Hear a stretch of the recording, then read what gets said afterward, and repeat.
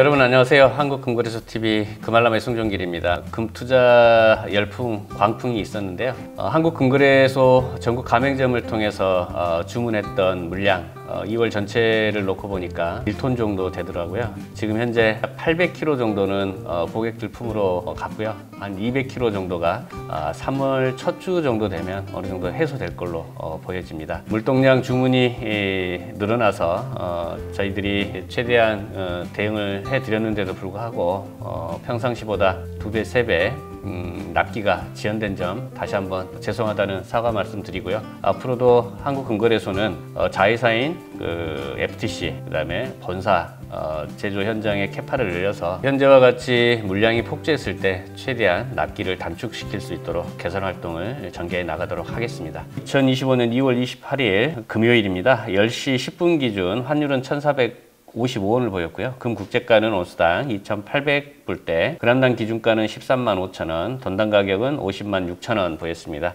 은 가격도 1,500원대 했다가 지금은 1,473원 보이고 있고, 플래티늄은 44,700원, 팔라듐은 43,500원 기준가를 보이고 있습니다. 해외 전망기사 짚어보겠습니다.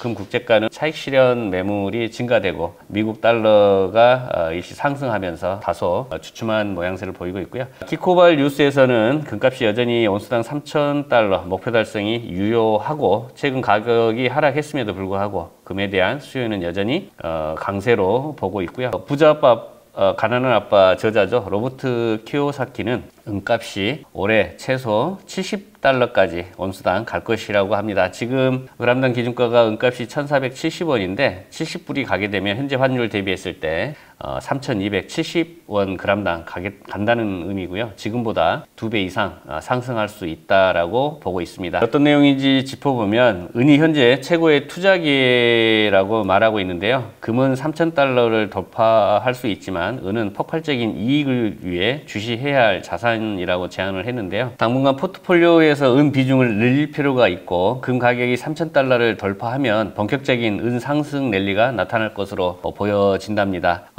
은이 급등할 최고의 투자라고 설명한 이유는 은은 여전히 사상 최고가보다 약 50% 낮게 형성되어 있고 저평가되어 있다라고 하는 부분을 언급하면서 은 강세론을 다시 한번 주장하고 있고요. 그는 은이 온수당 70달러로 2배 이상 오를 수 있다라고 예측하면서 법정 통화에 대한 인플레이션의 영향을 강조하고 있고, 이 정부 주도의 부의 침식을 언급하면서 전통적인 저축보다는 앞으로 골드, 실버, 비트코인에 투자할 것을 조언하고 나섰습니다. 국제 은 가격이 사상 최고가에 비해서 약 50% 낮은 가격대를 여전히 형성되고 거래하고 있음을 지적하면서 은 가격 상승 랠리가 시작되면 올해 연말까지 온수당 70달러까지는 급등할 것으로 내다보고 있고 향후 120% 이상 급등할 수 있음을 시사하고 나섰습니다. 기요사키는 지난 몇 년 동안 증시 붕괴 가능성을 수차례 경고했고요. 은, 금, 비트코인 투자를 권유한 바 있고 특히 지난해에는 미국의 부채 리스크를 지적하면서 주식, 채권, 부동산 등의 거품이 껴있는 모든 자산이 앞으로 무너질 것이라고 강조하고 있습니다.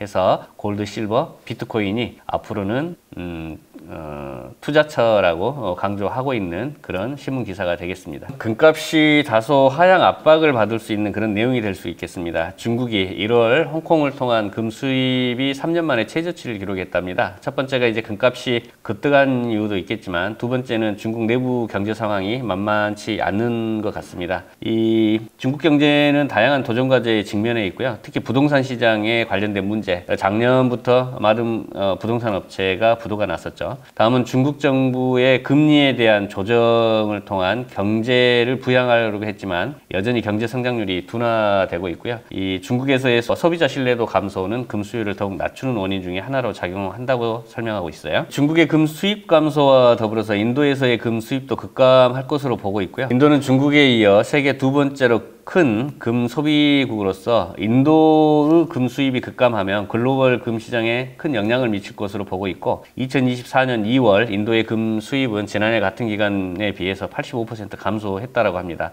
중국과 같은 상황인 것 같아요. 금 가격 급등이 영향을 준 것 같고요. 자, 이는 20년 만에 최저 수준에 이를 것으로 보고 있고 이런 현상은 금 가격에 대한 수요가 줄어들면서 금 가격이 고점을 형성한 후 하락할 가능성이 있음을 시사하고 있답니다. 다음은 금값이 단기적인 하락 가능성은 있지만 금리 완화 정책에 의해서 중장기적으로는 상승할 것이라고 하는 전망 기사 보겠습니다. 이 금 가격의 상승을 촉진하는 요인을 세 가지로 분석했는데, 첫 번째는 통화 정책의 변화입니다. 중앙은행들이 금리를 낮추거나 양적 완화를 진행하면서 금에 대한 수요 증가를 시키는 경향을 보일 것이라는 설명이 있고요. 둘째는 인플레이션의 위험에 대한 보호 기능을 들 수 있고요. 셋째는 금은 국제적 불확실성 속에서 안전적인 자산으로 평가받기 때문에 이 불안정한 정치적 상황, 경제적 상황에서의 금이 중요한 투자처로서 떠오를 거기 때문에 중장기적으로는 상승할 것으로 보여진답니다. 금과 은의 비율이 91대 1이랍니다. 자, 금 1kg 살 돈으로 실버는 91을 살 수 있는 골드 실버 레시오인데요. 이 은이 상대적으로 저평가된 시점으로서 은값 상승 가능성을 시사하는 이 신호로 보여진답니다. 은은 역사적으로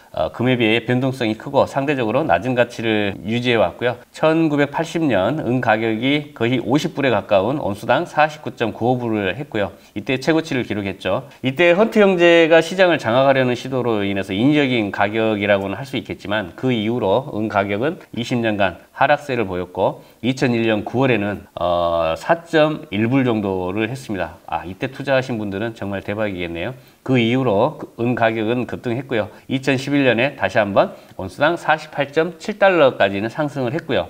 현재 은 가격은 30불대를 보이고 있어서 2011년 최고치 48.7불에 비하면 50% 이상의 상승이 필요한 반면에 금은 최근에 2,970불까지 오르는 등 사상 최고치를 기록한 바 있다. 그래서 은 가격이 금 가격 상승 폭을 놓고 보면 여전히 저평가되어 있다라는 뜻이 되겠고요. 금은 교환 비율은 여전히 현재 91대 1로 나타내고 있고, 이는 현재 금 한 온스를 구매하는 데 필요한 은의 양이 91온스라는 뜻이고요. 2020년 3월 코로나19로 인한 전 세계적인 불안감이 커지면서 금, 은 레시오 비율은 125대 1까지로 급등을 했었고요. 당시 투자자들은 금을 안전자산으로서 더 선호했다는 것이고, 은은 제조업과 기술 분야에서 광범위하게 사용하고 있기 때문에 금보다 상대적으로 덜 안전하다고 여겨졌으며, 전체 은의 절반가량이 산업용으로 사용되고 있다고 설명을 하고 있습니다. 금보다 은이 10배 정도 더 사용되고 있고, 매장량을 역산하면 금보다 더 빨리